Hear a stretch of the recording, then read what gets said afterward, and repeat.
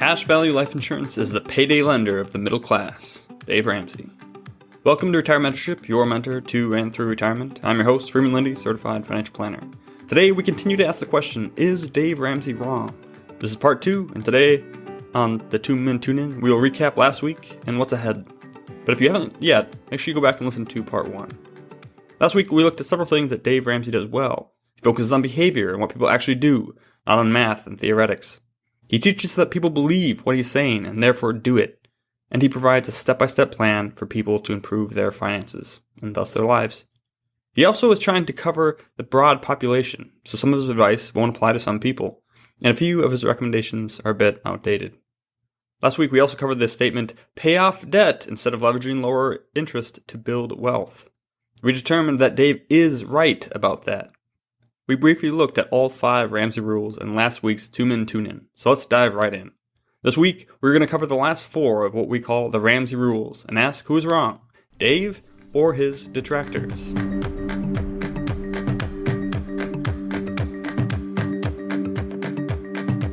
Is Dave Ramsey wrong? Part 2. Without further ado, let's look at 2. Ramsey rule number 2. Use a debt snowball, paying off your debts in the orders of smallest to largest balance instead of by highest to lowest interest rate. Dave Ramsey teaches that you should pay off all debt to leverage your cash flow to build wealth. We touched on that last week. He also teaches that you should pay off your debt using a debt snowball. To use a debt snowball, you first arrange all your debts in the order of smallest to largest balance. Say you have a half dozen non-mortgage debts, 2 car loans, a student loan, and 3 credit cards. The car loans and the student loans are large, and one of them, of the credit cards, is a couple thousand, but the other 2 are a couple $100. And both of them are on a zero interest introductory period. Using a debt snowball, you would pay them off in the order of smallest to largest, even though the smaller ones are at 0%. Using this method, you can easily pay off the little ones, the ankle biters. By doing this, you get some quick wins, and you begin to see some progress. More than that, the minimum payments that you used to pay on the little ones can now be thrown into the payment on the next smallest, so that you'd be paying that off sooner. And then you roll the payments of all 3 into the 4th one, and so forth. Your monthly debt payment picks up the payments from all the little ones, like a snowball rolling downhill.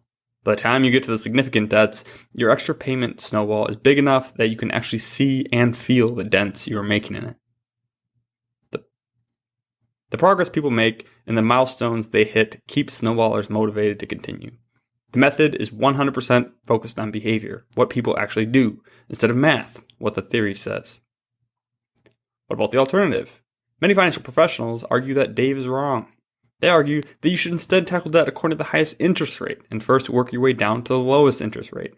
Some call this method the debt avalanche. While the snowball makes sense as a metaphor, this method has nothing to do with an avalanche. I think the name arose in contrast with a snowball and to make it sound superior. Oh, you have a snowball? Say hello to my avalanche. This is when professionals will whip out their calculator, or better yet, their spreadsheet, and proceed to show you how mathematically the avalanche is superior. You will pay less interest and complete the debt payoff faster than using a debt snowball. Avalanche, baby! Now it seems like an appropriate time to introduce you to our friends, the econs. Richard Thaler is a Nobel-winning economist and the father of behavioral economics. The branch of economics studies what people actually do versus what the economic models say people should do. He introduced the world to a species called econs. Econs are a very rational bunch. They always calculate everything they should do, and they perfectly weigh all options.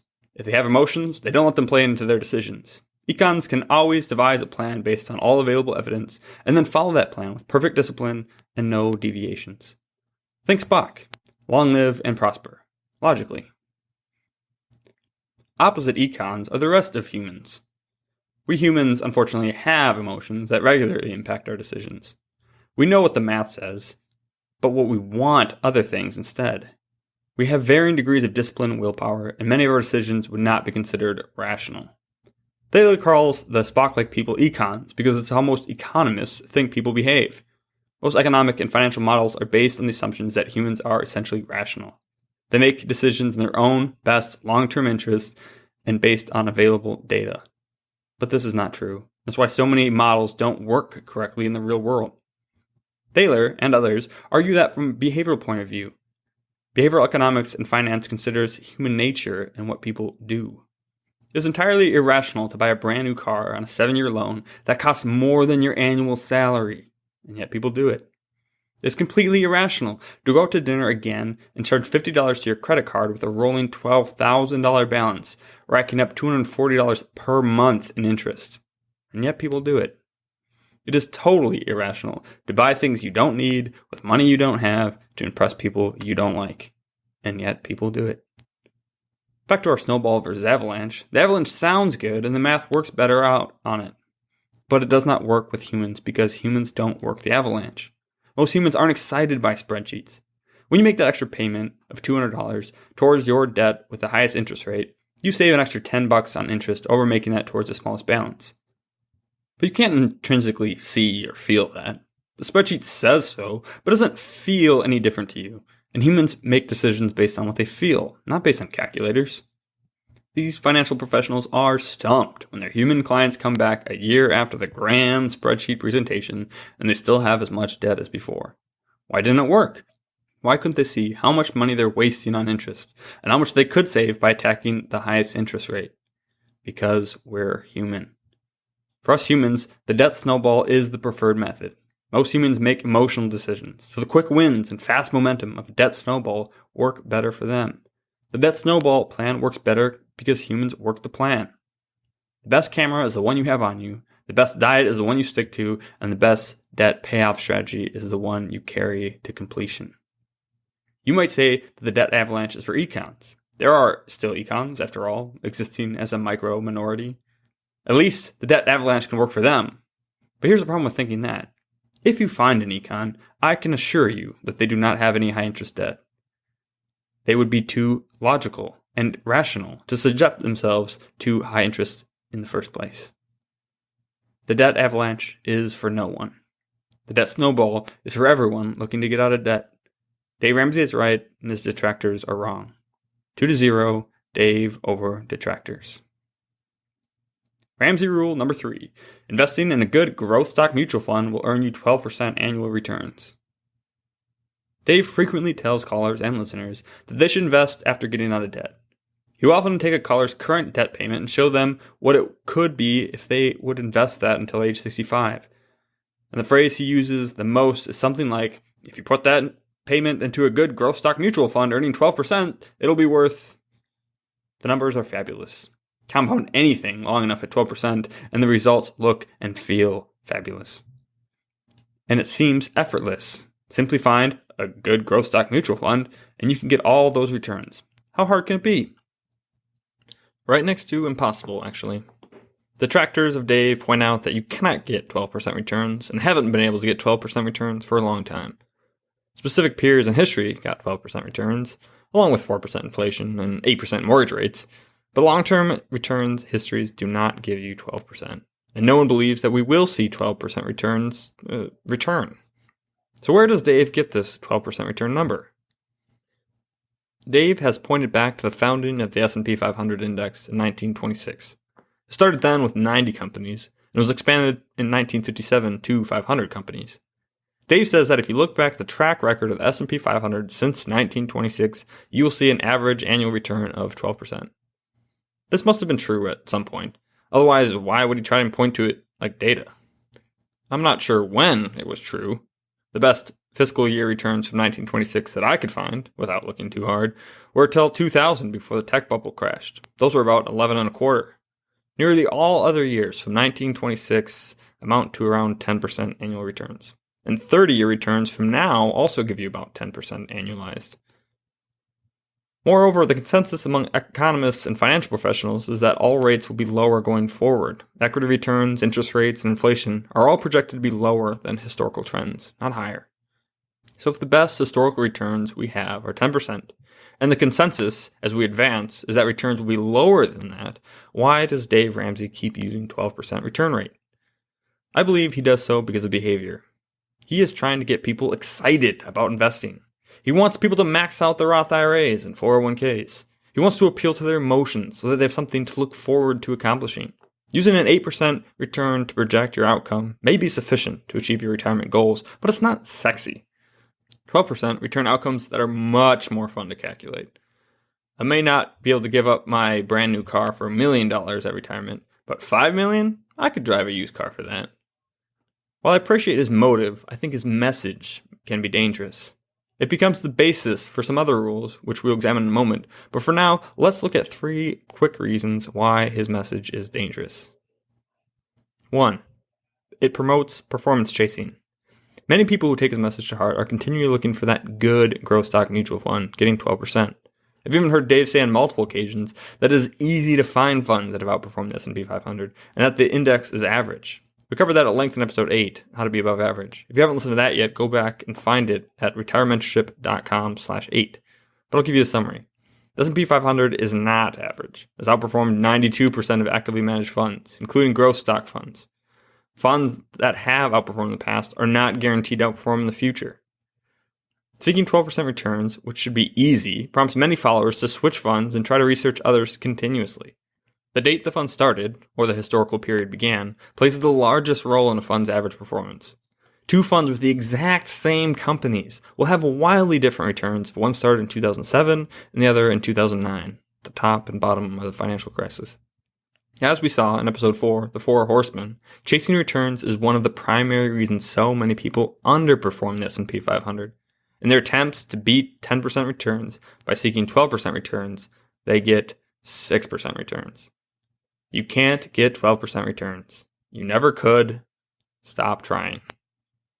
Number 2, it causes contribution slacking. Many people compute their savings requirements by first determining what they will need at the end when working the way backwards. To make this calculation, you need an assumed rate of return. The number you use for this assumption drastically alters the required contribution. If you are 30 years old and calculate that you need $5 million by age 60 to retire, you can calculate how much you will need to put away between now and then. If you use an 8% return rate, you would need to put away $3,355 per month to achieve the goal. But if you use a 12% rate of return, you only need to invest $1,430 per month. Sweet! Let's go with 12%. Then I can spend the other $2,000 per month and still feel like I'm on track. To be clear, Dave doesn't advocate for outcome-based calculations. He teaches that you should get out of debt, except your house. Then you should save 15% of your income in retirement. While you're doing that, you should pay off your house. And after your house is paid off, save as much as you can into retirement. It's not a needs-based approach. But people will marry the two ideas into an unholy union. They will take the needs-based approach with Dave's 12% and find that they don't need to save 15%. At the rate of return, they only need to save 8%. When they fail to get 12% returns, they will be well short of their goal. Don't cherry pick your principles. Number 3, it supports sales pushing. I've heard a lot and read a lot from financial salespeople who harp on Ramsey's returns. Their argument to the 30-year-old goes like this. Dave is wrong about 12% returns. It's more like 6 or 7%. And investing is risky. Therefore, invest in this whole life policy for the next 35 years to get 4 to 5% returns with no equity risk. Now, their argument is dumb and incorrect on many levels. But when they can prove that Dave is wrong about his return assumptions, it casts doubt in the minds of their prospects about what the rest of Dave says. If he's wrong about equity returns, maybe he is also wrong about whole life. He undermines the rest of his message with this flagrant exaggeration and sets people up to be sold. It's unnecessary. I wish Dave would switch to using 10% returns. They still motivate people to act, achieving his behavioral goal, and at least have the weight of history behind them. The bottom line, 12% returns are neither historically accurate nor anticipated in the future. In the end, Dave Ramsey is wrong. Dave 2, Detractors 1. Ramsey rule number 4. You need 10 times your income in investments to retire and can withdraw 8% per year. Dave Ramsey is wrong. Should we move on? For the diehard fans who think Ramsey is infallible, let's take a closer look. Here's the logic behind this Ramsey rule. Let's say you make $100,000 for easy math, and you're looking to retire in the next few years. So inflation is not going to be a significant factor between now and when you retire. To retire, then, you need $1 million. You can then withdraw 8% per year, or $80,000. Social Security will make up the rest.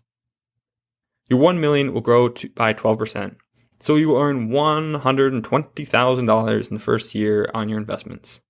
If you withdraw $80,000, your portfolio will end out at $1,040,000. Portfolio will earn you about $125,000 next year at 12%. So you can withdraw not $80,000, but $83,000 from your portfolio comfortably. The amount allows for 8% withdrawals and 4% inflation. As we discussed in episode 2, you will need your income to increase throughout retirement. Let me clarify a few things. To my knowledge, Dave doesn't talk about this a ton. It is not a core tenet of the Dave doctrine. I'm also not sure I've ever heard him specifically say 10 times your income and withdraw 8% in the same sentence. It's a combination of two separate teachings that he gives. I'm also not griping about his 10 times your income. We'll cover that in a bit in the next rule. As with all general advice to the general public, 10 times your income in retirement would be right for some people and fatally wrong for others. Depends on everything else. What I'm attacking here is his 8% withdrawal advice. That advice is catastrophic for most people, and therefore should never be said to the general public. I'm glad he allows for the inflation and does so generously. You're far better overassuming inflation than underestimating it. Too many retirement strategies, i.e. fixed annuities, don't account for inflation at all or rise in retirement income. The basic principle that you must withdraw less than your average return to account for inflation is sound. The rule is flawed on 2 points. 1. Assuming 12% returns. 8% is based on getting 12% returns. We just covered that, so I'm not going to rehash it. You won't get 12% returns. If you're trying to withdraw 8% on 10% returns or worse yet, 7 to 8% returns, you're going to have a bad time. 2. Assuming average returns are annual returns. This point deserves an entire episode, and it will get one. Describe it here then in the future. But for now, just because equities average a certain annual return doesn't mean they get it each year. They seldom do. Over 80 years, the S&P 500 averaged 9% annual return. How many years did it get a 9% return plus or minus 2% over those 80 years? In other words, how many times out of 80 did it land between 7 and 11%? Just 4. Equities rarely equal what they average. Equities rarely equal what they average. They go up 18%, then 4, then fall 30%, then rise 29, then 14, etc. Equities average 9%. They don't equal 9%. When it comes to withdrawals, we get what is called the sequence of returns. Though equities average a return, the order in which those returns happen changes everything. So let's say you retire and the first set of returns are all negative.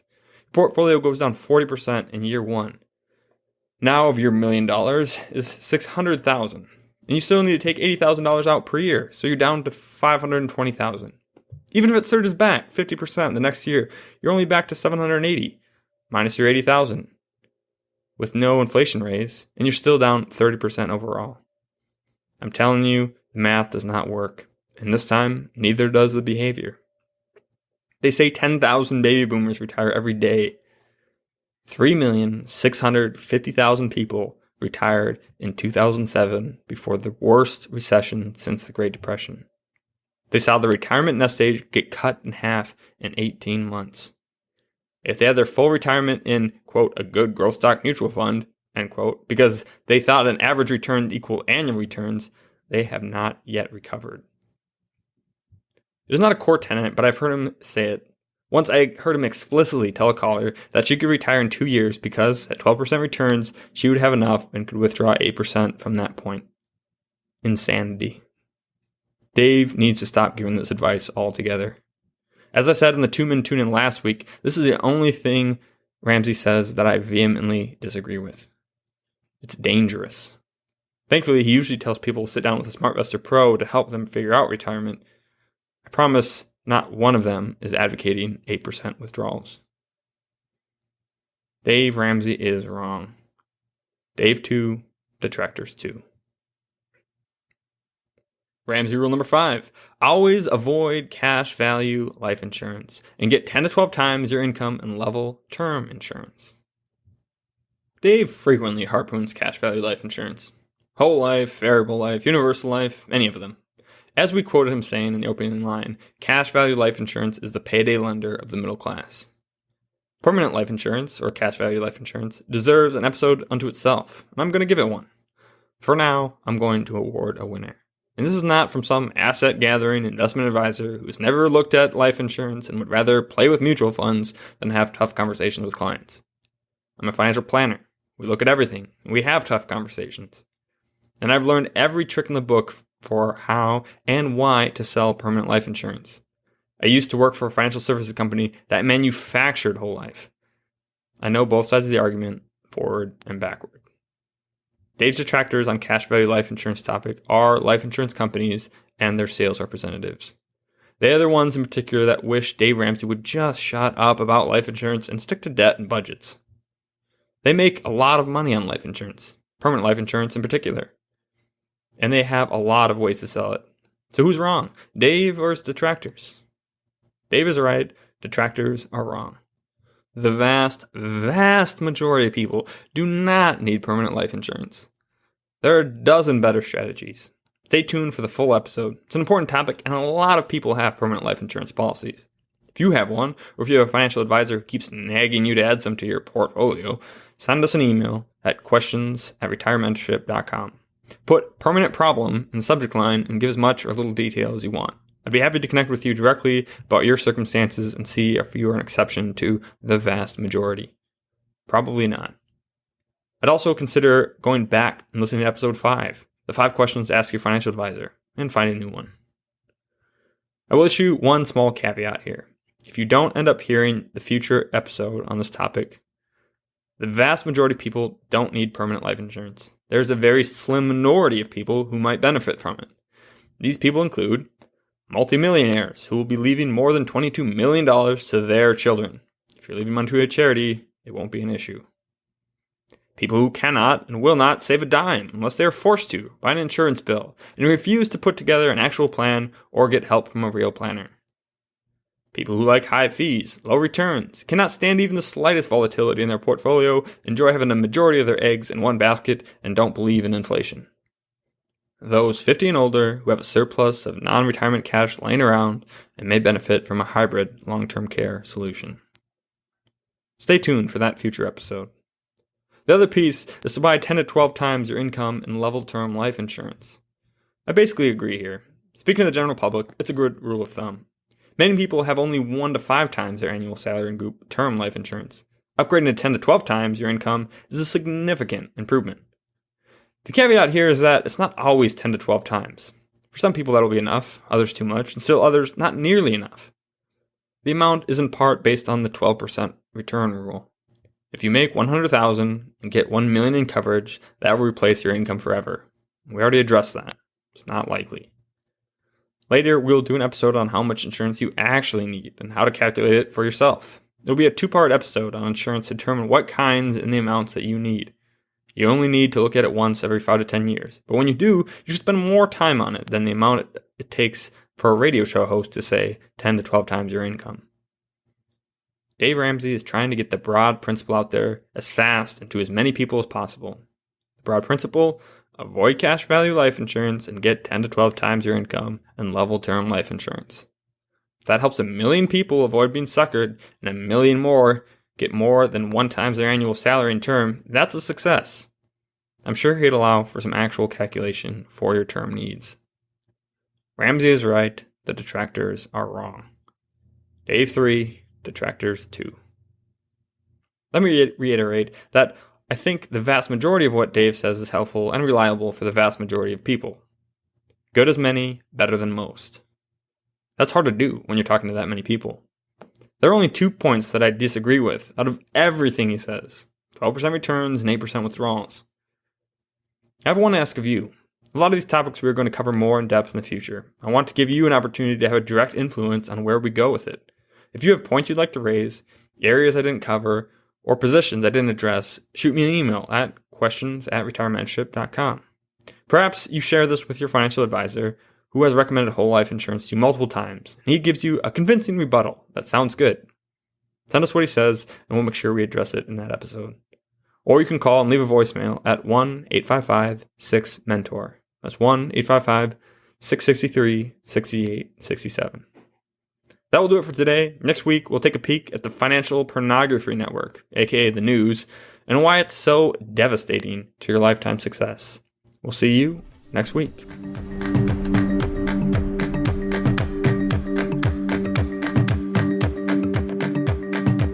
This podcast is educational only and is not intended to be investment, legal, or tax advice, or recommendations, whether direct or incidental. Again, this is not investment advice.